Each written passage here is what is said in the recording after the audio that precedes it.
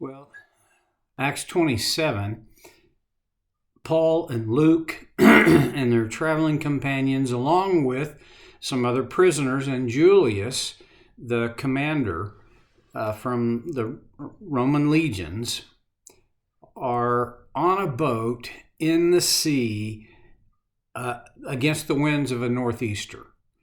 Well, hurricane forces, Luke says. For 14 days, they were buffeted. They'd thrown out the cargo, and then they had, which that was valuable, but even more valuable for the ship's owner and the captain was the tackle. They threw it overboard, hoping that if they lightened the load, maybe that would help. Well, verse 27. On the 14th night, we were all still being driven across the Adriatic Sea when about midnight, the sailors sensed they were approaching land. Talked about that last time. There's at least two ways that sailors can sense this. I mean, real sailors. One is they just have a sense, okay, I think we're getting closer. The other is they take soundings. And it was a very crude device, but it worked, was effective. In verse 28, they took soundings and found that the water was 120 feet deep. A short time later, they took soundings again and found it was 90 feet deep. Excuse me. Verse 29, fearing that we would be dashed against the rocks, they dropped 4 anchors from the stern and prayed for daylight. Well, I don't have any problem thinking they literally prayed. Now,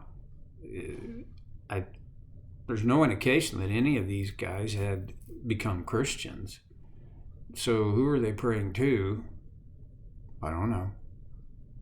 I guess it probably matters, but then again, they prayed for daylight. Have you ever had that?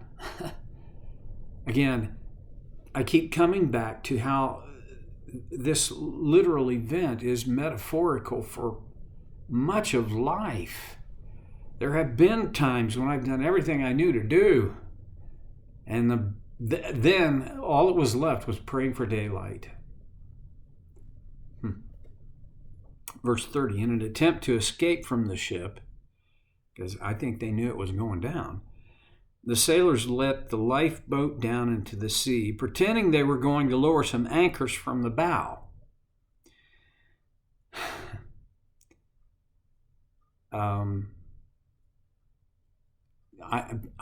This is critical, but I don't think they were very bright because, it was pretty. Paul and Julius, the ship's captain, they saw through the ruse. Verse 31, then Paul said to the centurion and the soldiers, unless these men stay with the ship, you cannot be saved. So the soldiers cut the ropes that held the lifeboat and let it drift away. Now, yeah, I mean, in your mind's eye, can you see in this pre-dawn darkness against this wild sea, the lifeboat bouncing across and out of sight? But what did the lifeboat represent? Well, at least to the sailors who had dropped it, it represented a way out.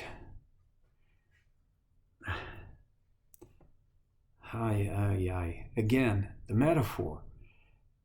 There are times we have to just cut the ropes and let the lifeboat go, because we're not going to solve this. The lifeboat wasn't going to work. And if you think about this, they were still some distance from the shore. So a lifeboat, even with oars, against the fury of the northeaster and more or less open sea, that wouldn't have worked anyway. Now, in hindsight, you're probably like me. I can look back on events and situations in my lifetime and think, Man, that lifeboat that I was trying to climb into, it didn't stand a chance. It wasn't a very good idea anyway. But at the time, it seemed like a life-saving device.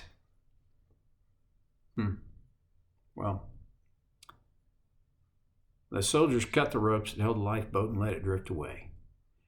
Verse 33, just before dawn, Paul urged them all to eat. For the last 14 days, said, you have been in constant suspense, have gone without food.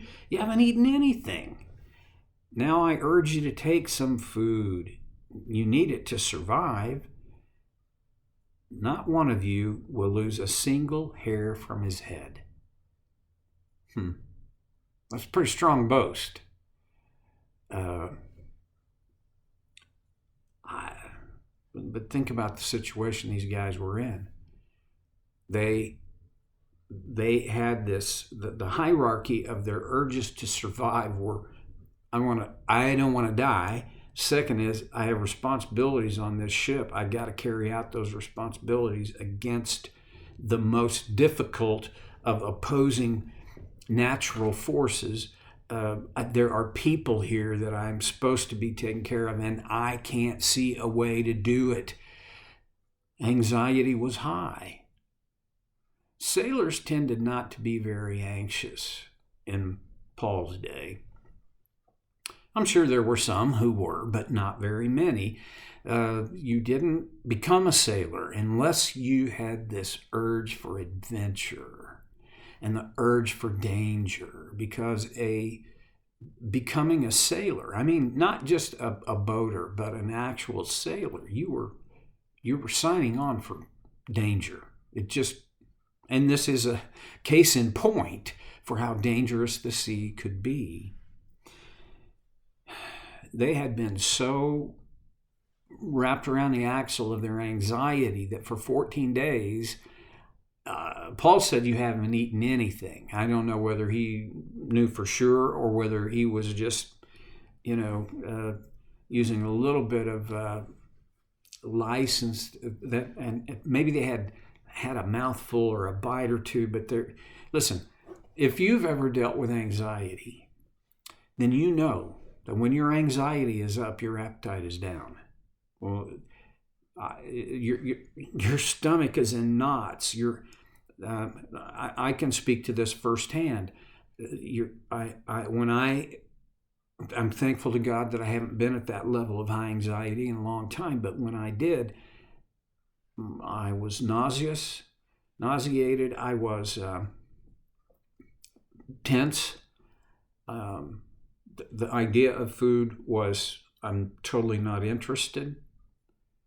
The anxiety has to fall in order for me to have any interest in food, and I think that would have been true of these guys. Okay, verse 35.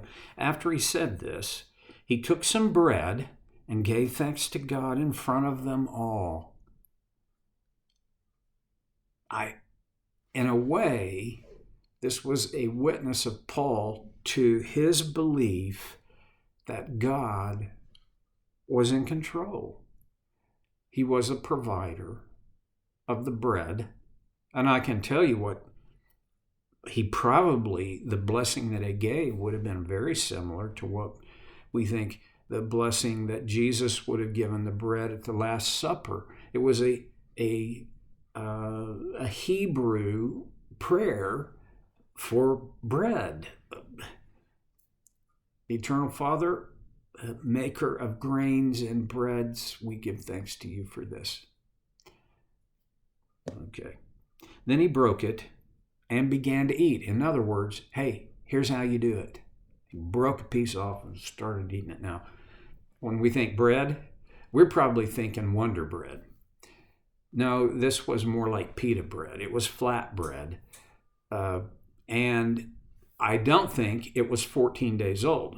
And the reason is probably obvious when you think about its historical context. In century 1, there was no such thing as preservatives. Even today, when we get to travel to Europe for our Open Door Library ministry, breads don't have the preservatives in them. Fresh breads don't. And So you basically have to buy every day or two fresh bread because it gets bad.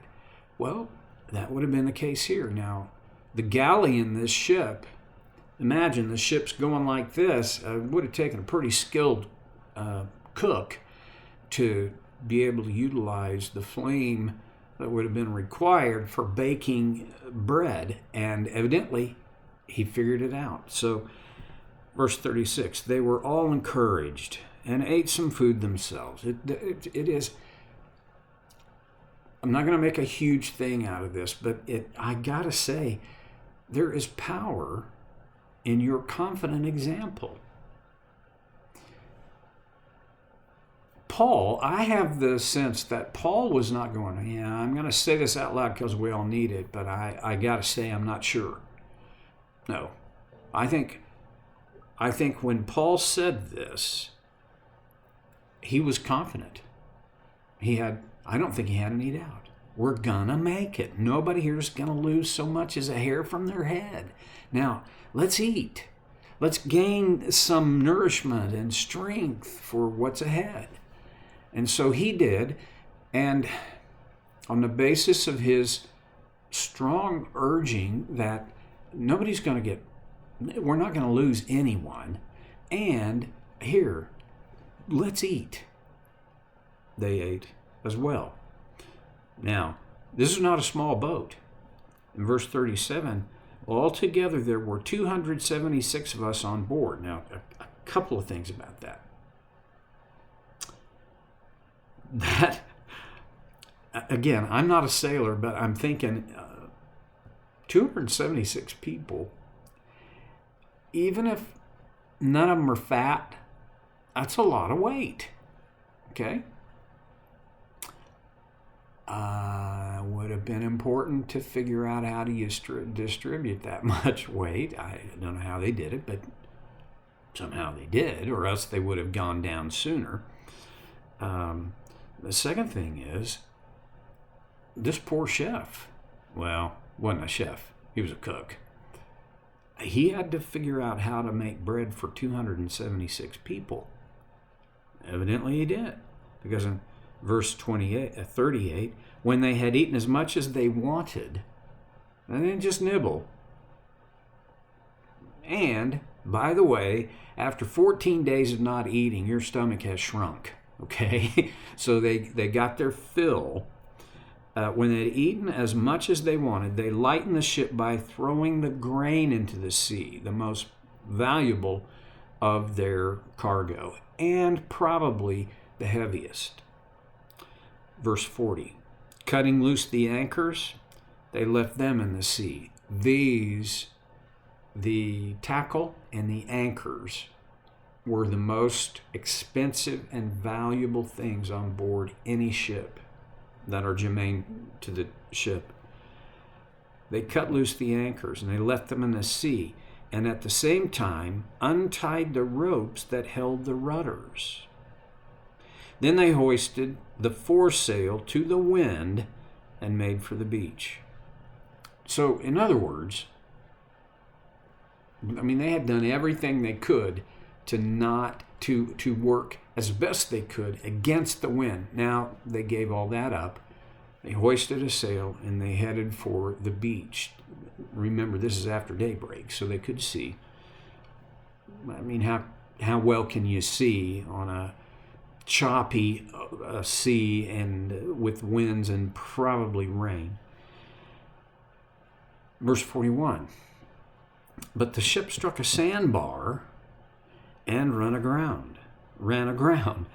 The bow stuck fast and would not move, and the stern was broken to pieces by the pounding of the surf. That's a strong surf. Even these crude first century ships, they were not made of, they were made of very sturdy wood. Verse 42.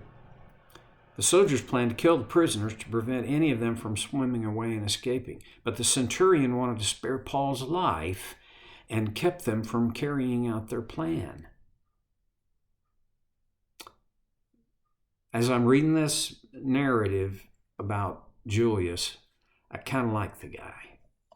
We'll come back to this next time on So Care with Steve.